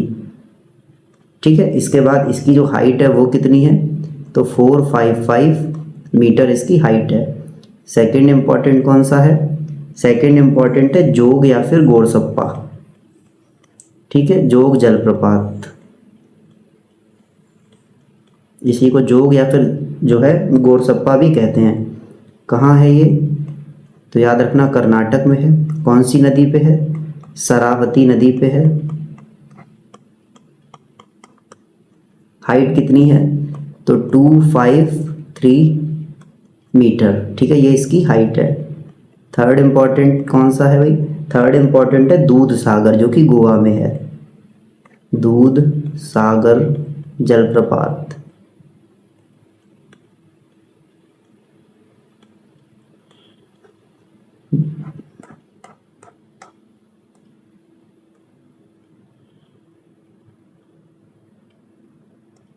दूध सागर जलप्रपात कहाँ पाया जाएगा भाई ये, तो ये गोवा में है। कौन सी नदी के ऊपर है, तो ये गोवा में कौन सी नदी बहती है भैया, तो गोवा में बहती है मांडवी नदी। ठीक है, तो याद रखेंगे गोवा में मांडवी नदी के ऊपर है। और इसकी जो हाइट है वो कितनी है, तो वो लगभग 310 मीटर है। देखिए ये फिक्स नहीं होती, थोड़ा बहुत ऊपर नीचे होती रहती है, बट एवरेज में आपको मैं इतनी हाइट बता रहा हूँ कि आप आराम से ऑप्शन को हिट कर लेंगे। ठीक है, नेक्स्ट इंपॉर्टेंट आता है चित्रकूट। चित्रकूट जलप्रपात, और चित्रकूट जलप्रपात कहाँ पाया जाएगा, तो ये छत्तीसगढ़ में पाया जाएगा। और छत्तीसगढ़ में कहाँ पे है, कौन सी नदी पे है, तो छत्तीसगढ़ में एक इंद्रावती नदी जो है वहाँ पर ये पाया जाता है। और इसकी जो हाइट है वो है 29 मीटर। ठीक है, पांचवा इंपॉर्टेंट है धुआंधार जलप्रपात। नाम से ही धुआंधार है, और पेपर में पूछा भी जाता है धुआंधार। ठीक है, बहुत पूछा जाता है। धुआंधार जलप्रपात कहाँ है ये, तो याद रखिएगा ये है मध्य प्रदेश में। कौन सी नदी पे है, तो ये नर्मदा नदी पे है। कितने मीटर हाइट है इसकी, तो 30 मीटर जो है हाइट है। लास्ट देखिए इंपॉर्टेंट शिव समुद्रम जलप्रपात, और ये बहुत ही ज़्यादा ये भी पूछा जाता है, शिव समुद्रम। ठीक है, जलप्रपात कहाँ पे है ये, तो ये कर्नाटक में है। इसकी नदी बहुत फेमस है, कावेरी नदी पे है ये। और कितने मीटर का है, 90 मीटर का है। अब देखिए वैसे तो ये सभी इम्पॉर्टेंट हैं, लेकिन इनमें से कुछ हैं वो बहुत ज़्यादा ही इम्पॉर्टेंट हैं, तो थोड़ा सा एक बार जो बहुत ज़्यादा इम्पॉर्टेंट है उन्हें समझ लीजिए। देखिए तो कुचिकल बहुत इम्पॉर्टेंट है, जोग बहुत इम्पॉर्टेंट है, धुआंधार और शिव समुद्र, ये चार तो आपको याद ही होने चाहिए। वैसे तो मात्र 6 ही लिखवाए हैं, कोई ऐसा बहुत ज़्यादा नहीं लिखवाया है, आराम से आप कर सकते हैं। तो आपका ऑप्शन कंप्लीट हो गया। ठीक है, और ये भारत का सबसे ऊंचा जलप्रपात कुंचिकल जलप्रपात। ठीक है, कितना है अभी आपको बताया है। ठीक है, 455 मीटर। कहाँ पे है, तो कर्नाटक में बराही नदी पे। चलिए आगे देखिए, विषुव। विषुव तब होता है जब सूर्य सीधे किसके ऊपर होता है, तो देखो विषुव का मतलब होता है ऐसी सिचुएशन जब जो सूरज है हमारा वो इक्वेटर के ठीक ऊपर हो, यानी कि 90 डिग्री पे हो, लंबवत हो। उस सिचुएशन को हम इक्विनेक्स या फिर विषुव कहते हैं, और ऐसा साल में 2 बार होता है। ठीक है, तो मैं इस चीज़ को आपको यहाँ पे एक्सप्लेन कर दे रहा हूँ। ठीक है, अगर मैं बात करूँ विषुव की या फिर इक्विनेक्स की, तो ये कितनी बार होगा, तो ये साल में 2 बार होता है। और अब बात आती है कि कब कब होगा, तो याद रखिए एक बार होता है 21 मार्च को, और एक बार होता है 23 सितंबर को। ठीक है, 2 बार होगा। 23 मार्च जो 21 मार्च को होता है उस समय देखो गर्मी टाइम का चल रहा होता है थोड़ा सा, तो इसको बोलते हैं बसंत विषुव, क्योंकि जो इक्विनेक्स होता है उसे विषुव बोलते हैं। और इसको बोलते हैं शरद। शरद का मतलब सर्दी टाइप के। ठीक है,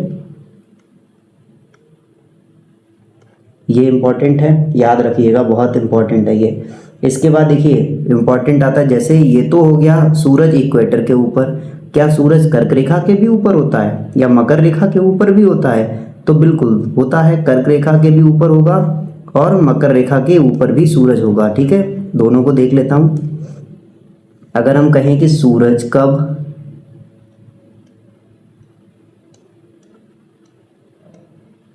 कर्क रेखा के ऊपर होता है,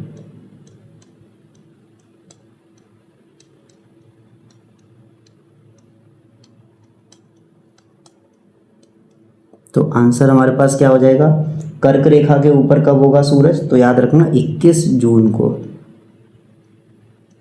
और इसको, इसका नाम है, इसको क्या कहते हैं हम, तो इसको वैसे तो ग्रीष्म अयनांत कहते हैं, लेकिन आपको याद नहीं रहेगा तो आप याद रखना इसको कहते हैं समर सोलेस्टिक।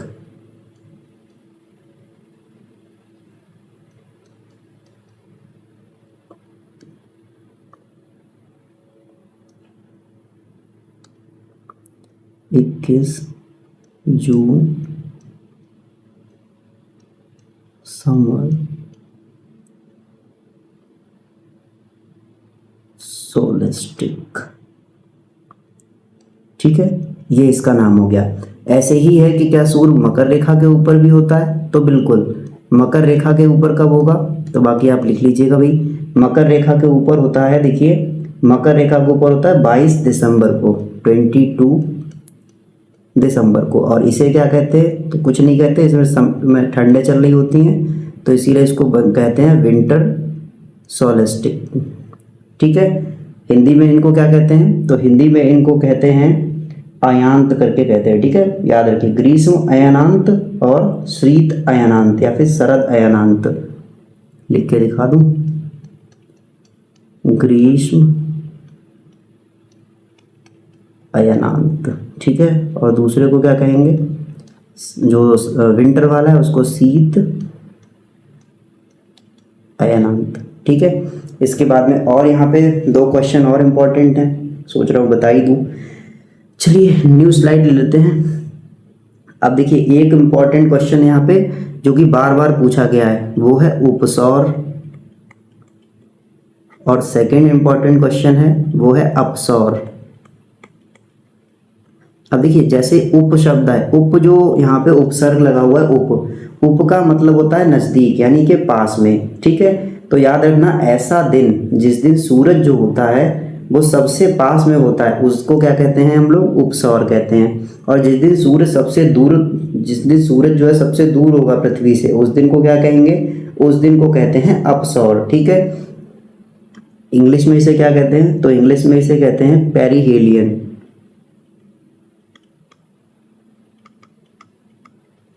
और ये कब होता है हमारा, तो याद रखेंगे ये होता है 3 जनवरी को। ठीक है, कैसा होगा, सूरज जो है पृथ्वी के सबसे पास होगा, सबसे नज़दीक होगा। ठीक है, दूसरा क्या है अपसौर। अपसौर को क्या कहते हैं, तो अपसौर को कहते हैं अपहेलियन। और इस दिन पे क्या होता है, तो ये कब होता है, ये होता है लगभग 4 जुलाई। ठीक है, इसकी डेट है लगभग 4 जुलाई। और इस दिन क्या होगा, सूरज जो है वो पृथ्वी से सबसे दूर होगा। ठीक है, इसके बाद में यहाँ पे जो इम्पोर्टेंट पॉइंट है थोड़े से वो देख लीजिए एक बार में, एक्स्ट्रा पॉइंट। जैसे अगर हम बात करें इक्वेटर की, तो इसके लिए जो हमारे पास 0 डिग्री होती है। ठीक है, इक्वेटर के बाद में बात करें अगर कर्क रेखा की, तो कर्क रेखा को और क्या कहते हैं, तो कहते हैं ट्रॉपिक ऑफ कैंसर। कितना होता है, तो 23.5 नॉर्थ। ऐसे ही बात करें मकर रेखा की, तो क्या होता है उसके लिए, उसे कहते हैं ट्रॉपिक ऑफ कैप्रिकॉर्न। ठीक है, कितनी वैल्यू होती है, 23.5 साउथ जो लेटीट्यूड्स हैं वो है इसकी वैल्यू। इसके बाद में बात क्या करेंगे हम, आर्कटिक और अंटार्कटिक की, तो होता है आर्कटिक वृत्त। इसे इंग्लिश में भी आर्कटिक ही बोलते हैं। ठीक है, तो याद रखेंगे आर्कटिक सर्कल। इसकी वैल्यू कितनी होती है, तो ये होता है 66.5 नॉर्थ। ठीक है, ऐसे ही लास्ट होता है अंटार्कटिक वृत्त, अंटार्कटिक सर्कल, और इसे कहते हैं 62.5 साउथ। ठीक है, चलिए नेक्स्ट क्वेश्चन की तरफ मूव करते हैं। नेक्स्ट क्वेश्चन है हमारा इक्विनेक्स वाला हो गया। ठीक है, इसको क्या कहते हैं हम, किस दिन होता है। हाँ, इक्विनेक्स जो है वो किसके ऊपर होता है, तो अभी आपको बताया कौन सी रेखा के ऊपर होता है। तो जो इक्विनेक्स होता है वो याद रखना किसके ऊपर होगा, इक्वेटर के ऊपर होगा। ठीक है, तो आंसर हमारा क्या हो जाएगा, भूमध्य रेखा यानी इक्वेटर। नेक्स्ट क्वेश्चन की तरफ मूव करते हैं। देखिए नेक्स्ट क्वेश्चन है हमारा, भारत में जूट का अग्रणी उत्पादक राज्य कौन सा है, जहां सबसे ज़्यादा जूट पाई जाती है। ठीक है, आपको पता है जूट की बोरियां आती हैं, जूट की रस्सी आती है, वो सारी चीज़ें बनती हैं। तो जूट वाले में जो भारत का सबसे अग्रणी राज्य है जूट के लिए वो है हमारे पास पश्चिम बंगाल। ठीक है, वेस्ट बंगाल जो है वो सबसे ज़्यादा आगे है इस चीज़ के उत्पादन में। कुछ एक्स्ट्रा क्वेश्चंस हैं, एक्स्ट्रा पॉइंट्स हैं। जैसे अगर पूछा जाए कि सर्वाधिक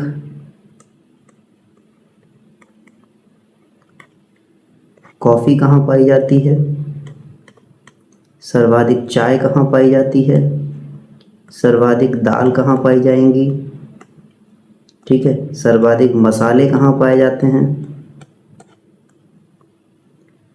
सर्वाधिक खनिज कहाँ पाए जाते हैं। ठीक है, तो देखिए अगर मैं बात करूँ सबसे ज़्यादा कॉफ़ी कहाँ पाई जाएगी, तो कॉफ़ी सबसे ज़्यादा कर्नाटक में।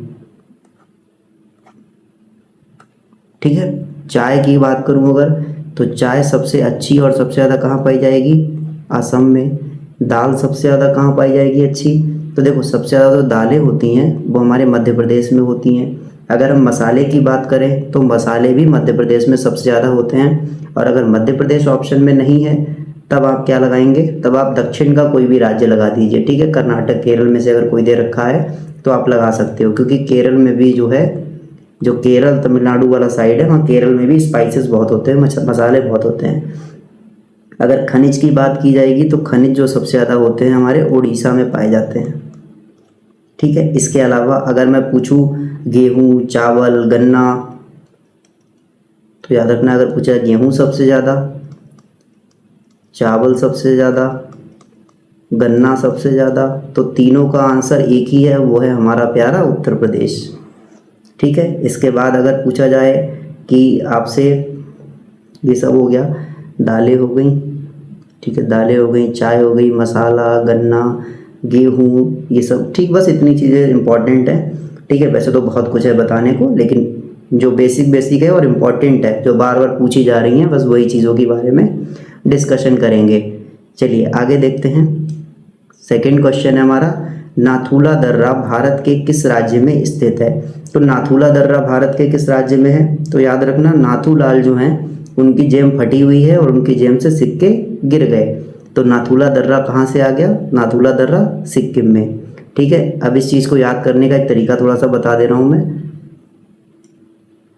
तो देखिए अगर हम नाथुला की बात करें तो यहाँ पे कुछ फेमस दर्रे मैं लिख रहा हूँ, आपको नोट डाउन करने हैं। नाथुला, और इम्पोर्टेंट कौन सा है, जेलेपला। ये दोनों बार बार पूछे जाते हैं, और ये कहाँ हैं, तो ये दोनों दर्रे जो हैं वो सिक्किम में हैं। ठीक है, इसके बाद सेकंड जो इम्पोर्टेंट स्टेट है वहाँ पे कौन कौन से हैं, तो याद रखना चांगला, खारदुला,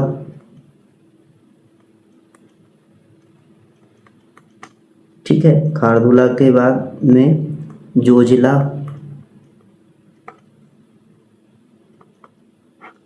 ये सब कहाँ पाए जाते हैं, तो ये सब आपके लद्दाख में पाए जाएंगे। ठीक है, उसके बाद में बात करूँ अगर बनिहाल और पीर पंजाल की, बनिहाल और पीर पंजाल, तो बनिहाल और पीर पंजाल कहाँ पाए जाएंगे, तो ये पाए जाएंगे जम्मू और कश्मीर में। ठीक है, चलिए आगे बात करते हैं। अगर पूछा जाए सिपकिला, बारालाचा, कंजुम और रोहतांग, सिपकिला, बारालाचा, कंजुम और रोहतांग, ये कहाँ हैं? तो ये हिमाचल प्रदेश के दर्रे हैं। पांचवा जो इम्पोर्टेंट है वो समझ लीजिए, लिपुलेख, माना और नीति। लिपुलेख, माना और नीति, ये तीनों दर्रे कैसे हैं? तो ये तीनों दर्रे हैं उत्तराखंड के। नेक्स्ट, अगर पूछा जाए कि मोर घाट दर्रा कहाँ पे है, मोर घाट, तो मोर घाट जो दर्रा है वो है हमारा महाराष्ट्र में। ठीक है, ऐसे ही पाल घाट, भोर घाट और थाल घाट,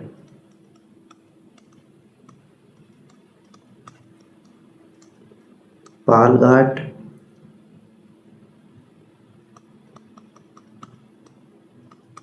भोर घाट और थाल घाट,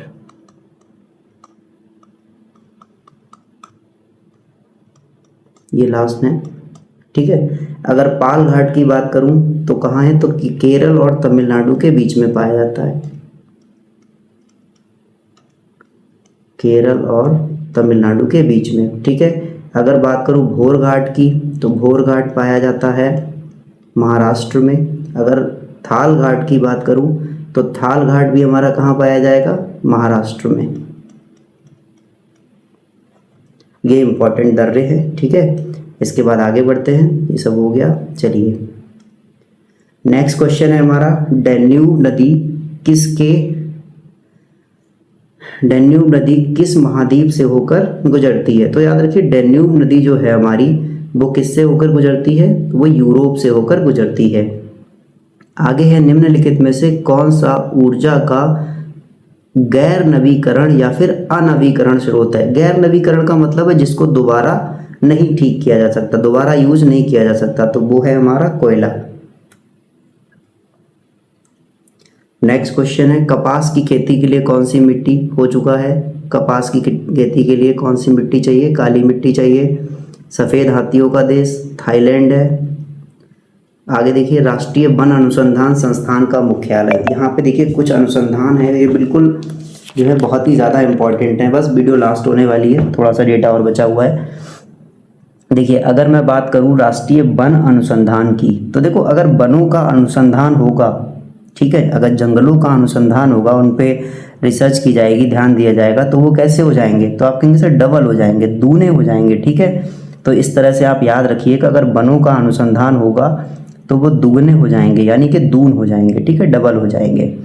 अब देखिए इंपॉर्टेंट पॉइंट्स इससे रिलेटेड, उससे पहले ही देख लीजिए, क्षेत्रफल की दृष्टि से भारत का सबसे छोटा राज्य कौन सा है? अभी लास्ट में मैंने बताया था आपको, क्षेत्रफल की दृष्टि से सबसे छोटा गोवा, जनसंख्या की दृष्टि से सबसे छोटा सिक्किम। अब चलिए इस क्वेश्चन का थोड़ा सा एक्सप्लेनेशन देख लेते हैं। तो कुछ इंपॉर्टेंट जो है संस्थान है जो बार बार आपसे पूछे जाते हैं। ठीक है, जैसे मैं बात करूं अगर पहले संस्थान की, तो पहला संस्थान है भारतीय कृषि अनुसंधान।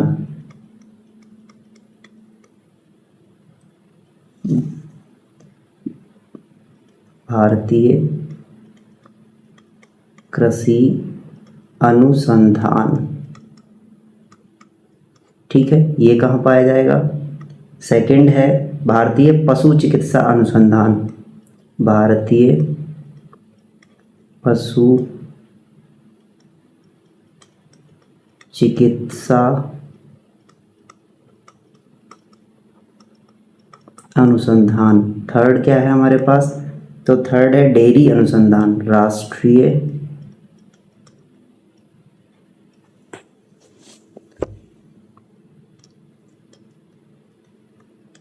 डेयरी अनुसंधान।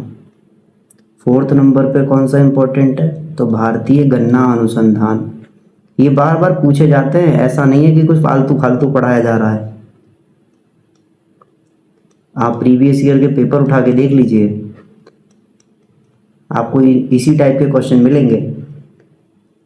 भारतीय दाल अनुसंधान।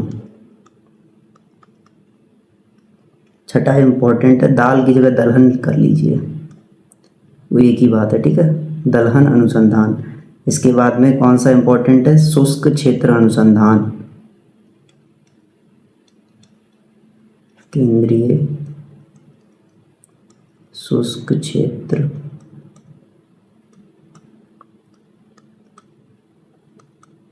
अनुसंधान। लास्ट है, लास्ट नहीं है अभी, केंद्रीय आलू अनुसंधान।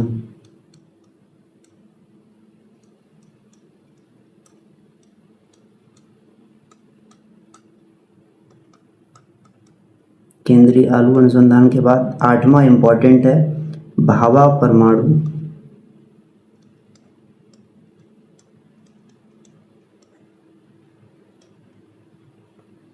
अनुसंधान, ठीक है। भाभा के बाद इम्पोर्टेंट है आपके पास आपका इसरो का जो हेडक्वार्टर है वो, ठीक है। पहले इनके आंसर देख लेते हैं, फिर कुछ और है वो भी देखेंगे। जैसे अगर बात करें भारतीय कृषि अनुसंधान की, तो कृषि अनुसंधान कहाँ है भाई, तो कृषि अनुसंधान है आपका न्यू दिल्ली।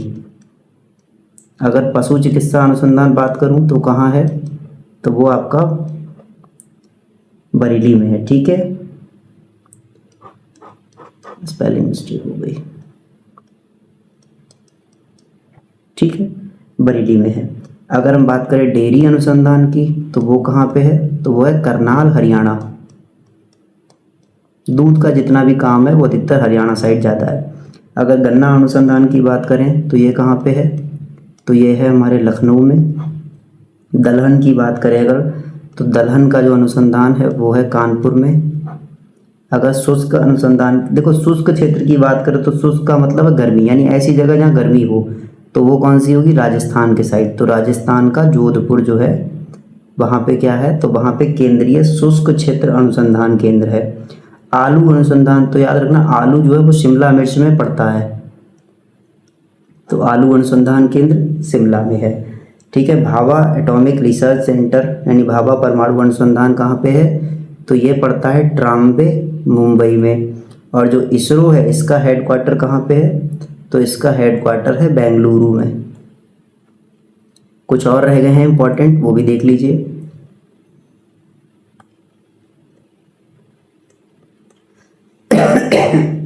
ठीक है, सॉरी, विक्रम साराभाई अंतरिक्ष केंद्र,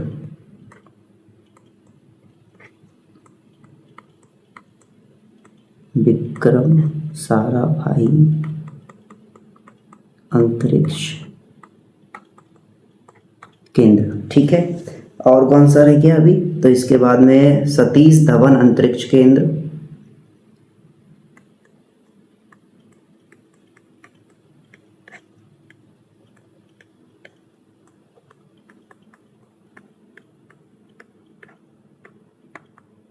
सतीश धवन अंतरिक्ष केंद्र। सतीश धवन के बाद राष्ट्रीय पोषण संस्थान,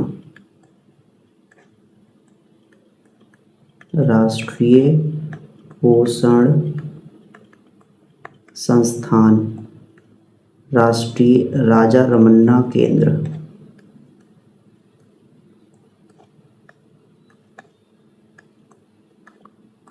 ठीक है।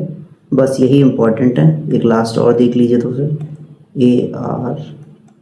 ARIES एरिस केंद्र, इसका हेडक्वार्टर। चलिए, विक्रम साराभाई कहाँ है भाई बताइए, तो विक्रम साराभाई अंतरिक्ष केंद्र जो है वो है तिरुवनंतपुरम में,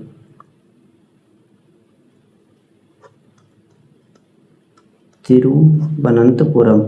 सतीश धवन वाला कहाँ है, तो सतीश धवन अंतरिक्ष केंद्र है श्री हरिकोटा, आंध्र प्रदेश, ठीक है। अगर राष्ट्रीय पोषण संस्थान की बात करें तो पोषण संस्थान है हमारा हैदराबाद में,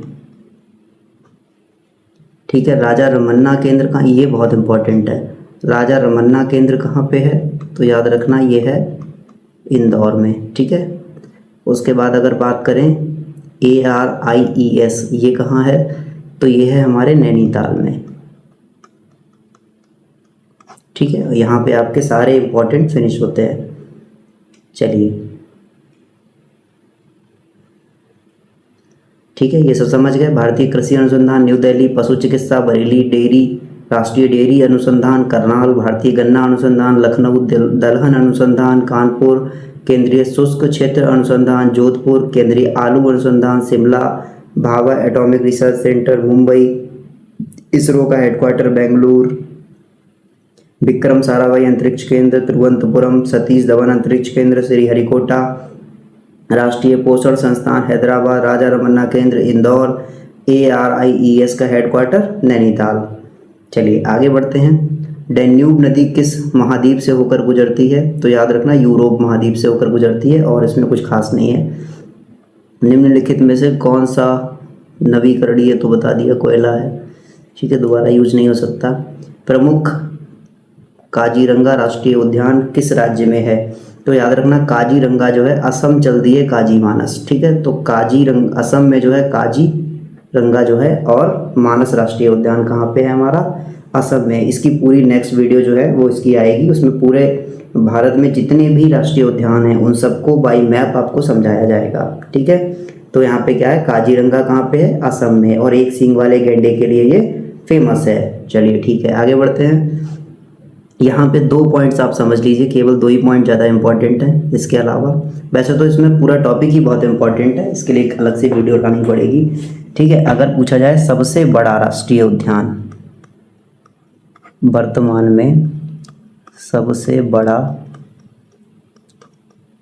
राष्ट्रीय उद्यान, तो याद रखना कौन सा होगा भाई सबसे बड़ा? तो जो आपका सबसे बड़ा राष्ट्रीय उद्यान है वो है आपका हेमिश राष्ट्रीय उद्यान, और ये कहाँ है आपका? तो यह है आपका जम्मू और कश्मीर में, ठीक है।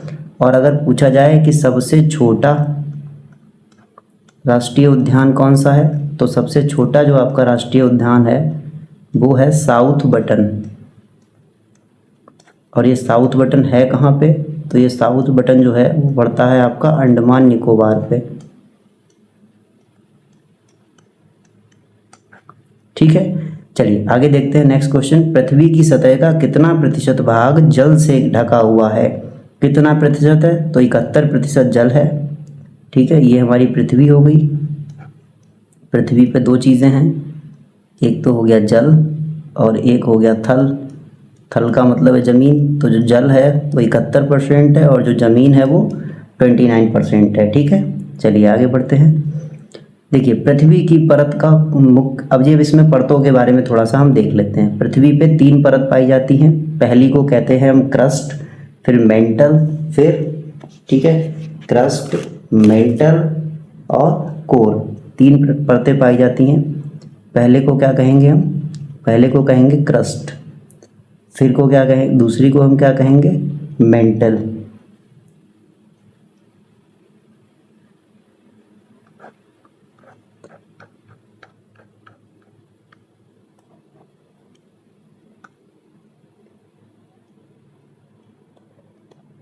ठीक है, और तीसरी को क्या कहेंगे? तो तीसरी को कहेंगे कोर। हिंदी में कहते हैं भूपरपटी, मेंटल और क्रोड, ठीक है। इसके लिए याद रखना इसका क्या नाम होता है? तो पहले का नाम होता है सी ऑल, दूसरे का नाम क्या होता है? तो दूसरे का नाम कहते हैं सी मा, और तीसरे का नाम होता है नीफे। अब देखो इसका ये ऐसा अजीब सा नाम क्यों है? तो वो देखिए, इसका अजीब नाम इसलिए है क्योंकि सी माँ जो है ना, इसमें जो पहले देखो सी ऑल है, सी ऑल का मतलब है SI का मतलब है सिलिकॉन, और जो AL है उसका मतलब है एल्यूमिनियम, ठीक है। ऐसे ही अगर सीमा की बात करूं तो सीमा का मतलब है SI का मतलब है सिलिकॉन, और जो MA का मतलब है दूसरा, उसका मतलब है मैग्नीशियम। ऐसे ही अगर मैं नीफे की बात करूं तो नीफे में जो NI है उसका मतलब है निकिल, ठीक है। और जो लास्ट में FE है उसका मतलब क्या हुआ है? तो उसका मतलब है आयरन। यानी ओवरऑल बात करूं मैं तो पहली जो क्रस्ट है उसमें 2 चीज़ें पाई जाती हैं, एक तो सिलिकॉन और दूसरा एल्युमिनियम। दूसरी जो मेंटल वाली है उसमें सीमा यानी सिलिकॉन और मैग्नीशियम। तीसरी जो परत है उसका नाम क्या है, कोर। ठीक है, कोर में क्या पाया जाएगा, नीफे यानी कि निकिल और आयरन। तो देखिए आपसे कौन सा पूछा है, आपसे पूछा है पृथ्वी की कौन सी परत मुख्य रूप से लोहा और निकिल, लोहे का मतलब आयरन, तो आयरन और निकिल से कौन सी बनी हुई है, तो आप कहेंगे सर क्रोड या फिर कोर बनी हुई है। ठीक है, चलिए आगे देखिए, सतलुज नदी पर कौन सी बहुउद्देशीय नदी घाटी परियोजना बनाई गई है, तो सतलुज नदी जो है उस पर बना हुआ डैम जो है वो है भाखड़ा नाहकर डैम। ठीक है, यहाँ पे आपका ये क्वेश्चन फिनिश होता है। अब देखिए मैंने अपनी वीडियो में जितना मैक्सिमम से मैक्सिमम हो सकता था सभी कुछ एक्सप्लेन करने की कोशिश की है। आप देख सकते हैं काफ़ी सारा कंटेंट लेके आया हूँ, बहुत सारा डेटा जो है बनाया है। अगर आपको वीडियो अच्छी लगी है तो प्लीज़ वीडियो को लाइक कीजिए, शेयर कीजिए, सब्सक्राइब कीजिए चैनल को। साथ ही साथ कमेंट बॉक्स में अपनी राय ज़रूर दीजिए। यदि आपका कोई सजेशन है तो आप ज़रूर दीजिए, जिससे मैं अपनी वीडियो में और भी अच्छे से सुधार कर सकूं और आपके लिए और भी अच्छा कंटेंट ला सकूं। बाकी थैंक्स फॉर वॉचिंग, आज के लिए बस इतना ही, धन्यवाद।